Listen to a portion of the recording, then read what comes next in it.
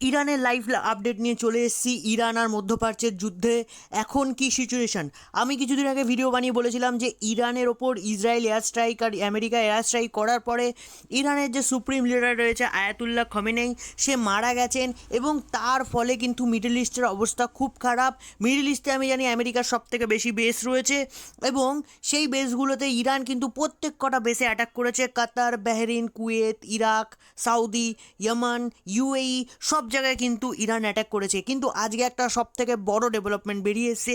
ইরানের একটা শিপ, এই যে শিপটাকে দেখতে পাচ্ছ, ইরানের এই শিপটাকে, মানে এটা ভারতের শিপ, কিন্তু ফেব্রুয়ারি মাসে ইরানের এই শিপটা এসছিল ভারতে যুদ্ধ মহড়া করতে।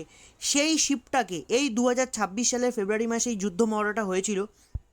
এই শিপটাকেই কিন্তু যে আমেরিকান নেভি রয়েছে সে কিন্তু স্ট্রাইক করে ডুবিয়ে দিয়েছে ইরানের এই শিপটাকে। কেন ডুবিয়েছে?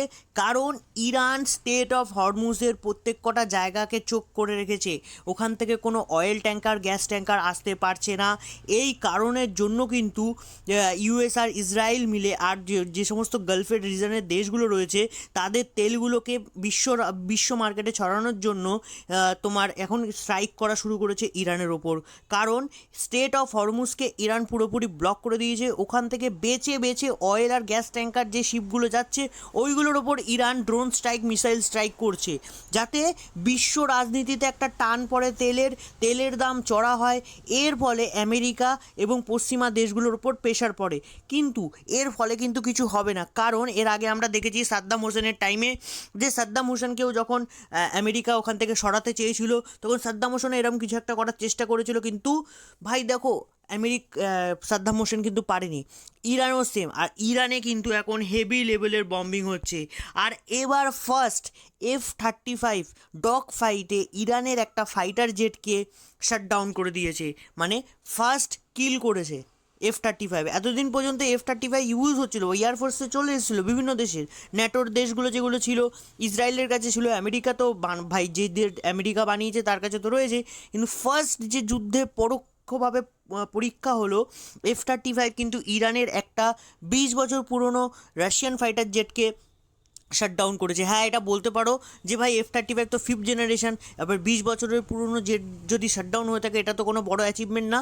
হ্যাঁ জানি এটা বড় অ্যাচিভমেন্ট না, বাট এটা F-35 ফার্স্ট কিল বলে এটা একটা স্মরণীয় দিন হয়ে গেছে F-35 কাছে।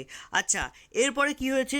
বিশ্বের বিভিন্ন যে নেতা মন্ত্রীরা রয়েছে, মানে মিডল ইস্টের, সেই নেতা মন্ত্রীর সাথে প্রধানমন্ত্রী মোদির কথা হয়েছে এবং প্রধানমন্ত্রী মোদি ইরান বাদ দিয়ে বিভিন্ন যে দেশের ওপর ইরান অ্যাটাক করেছে এগুলোকে কিন্তু কন্ডেম করেছে।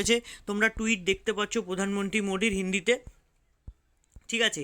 এবার ইউএসের যে সেক্রেটারি অফ স্টেট রয়েছে তাকে যখন কোশ্চেন করা হয়েছে যে ইরানের যুদ্ধ কি আমরা সমাপ্ত হয়ে যাবে খুব শিগগিরই, তখন কিন্তু সে বলেছে মে বি হতেও পারে, না হতেও পারে। আবার জিজ্ঞেস করা হয়েছে যে কি American boots on the ground হবে, মানে ইরানের ভেতরে কি আমেরিকান আর্মি যাবে, তখন সে বলেছে এটা আমি আপনাকে কেন বলবো, মানে সেই জার্নালিস্টকে বলেছে সেটা আমি আপনাকে কেন বলবো, এটা তো সিচুয়েশনের উপর ডিপেন্ড করছে।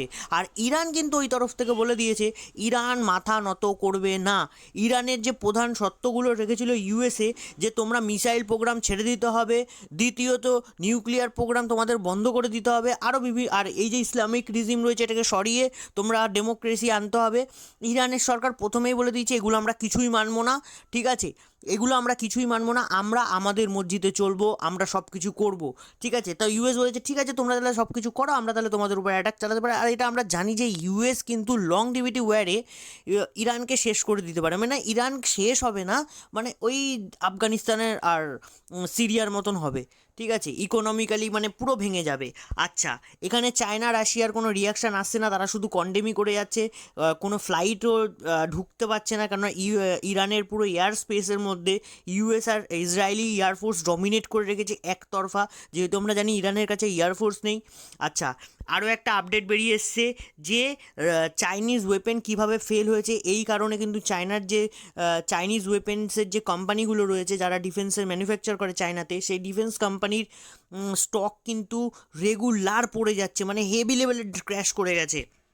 আচ্ছা, আরও আপডেটের জন্য চ্যানেলটাকে ফলো করে রাখো। ততক্ষণের জন্য জয় হিন্দ, বন্দে মাতারাম।